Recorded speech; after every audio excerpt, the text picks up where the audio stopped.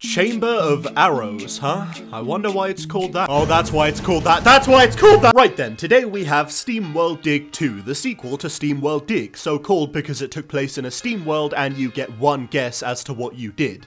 You're wrong. But I enjoyed the first game, so I thought I'd give this one a go, and I gotta say, they really stepped it up. Nearly everything is improved. The digging, the fighting, the puzzles, the art style, the story, even the giant rocks are it. No, never mind, this game fucking sucks! So in this game, you play as Dorothy, who was kind of the sidekick character in the first game, except in this one, she's been redesigned so she now has less of a frog face. At the start of the game, Rusty, the protagonist from the first game, has gone missing, and he was last seen in a town called El Machino. Sorry. Dorothy follows him there, but it turns out that he's somewhere deep underground, so she has to dig down as much as she can until she finds him. Now, the story definitely isn't the main focus of the game. It's very simplistic, but also pretty charming, and I did really like talking to the characters in the world. Yeah, me too, man. Plus, I absolutely love how the game looks, whether it's the sunny town, ancient temple, or the fiery pits of wherever we are. It all looks really, really detailed. Plus, I love the cleaner, smoother art style, and the lighting effects are very nice. But who gives a flying frunk about any of that shiz? We're not here to admire the fucking scenery, Rebecca. We're here to blow things up, set things on fire, and most importantly, sell things.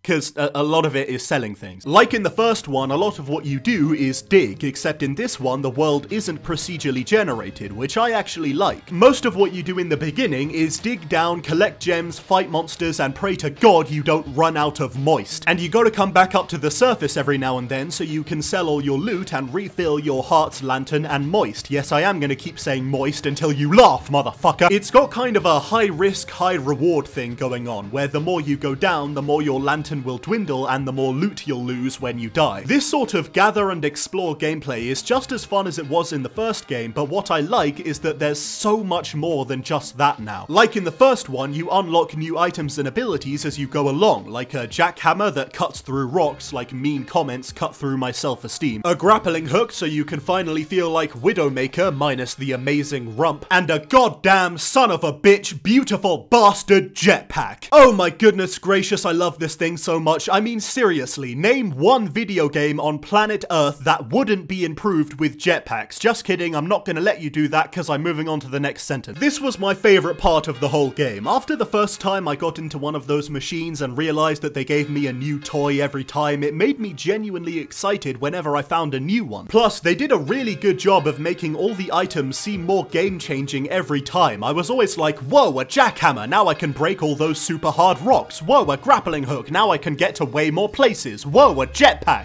I think I just came! Like I said, the world isn't random anymore, and you can really feel the much tighter design in the more open areas. Plus, there are these doors scattered around the world that lead you to challenge areas, and these were honestly some of the best parts of the whole game. I really liked how varied they were. I mean, there was one where you had to get through the whole thing without hitting any of the buttons that were everywhere, one where you had to race the crumbling rocks before you fell, one where... oh god, not again. I don't like it. They really were very inventive, and the more of them I played, the more I wondered how the next one would top the last. That's something I really like about SteamWorld Dig 2. It likes to keep you guessing. At any given time when I'm playing, I'm thinking about what my next item is gonna be, what the next challenge room is gonna be like, and what the fuck is up with this guy? I mean, really. It's also got a very good sense of progression. As you make your way through the mines and collect upgrade cogs to make your items better and better, you really start to feel how powerful you're becoming, and whenever you need to fast travel back to the town, you get to see just how far you've come, which I think is a nice touch. So, yeah, I don't really have much else to say about SteamWorld Dig 2. It's not the longest game ever. In fact, if you skipped most of the challenge rooms, you could probably beat it in like 4 hours. But there is extra stuff to do when you're done, and it has more secrets than my unfaithful wife.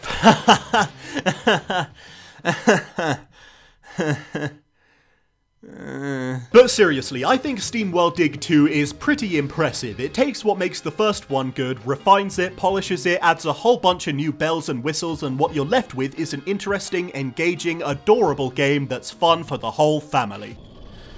Oh, fuck me. Why does this keep happening to me? SteamWorld Dig 2. Pretty much the only sequel game we've had this year. You know, I can't think of any other game that's... Okay, are you just gonna keep doing that? Huh? Making me look stupid, showing all the sequels from this year? Is that what you're... Fucking stop!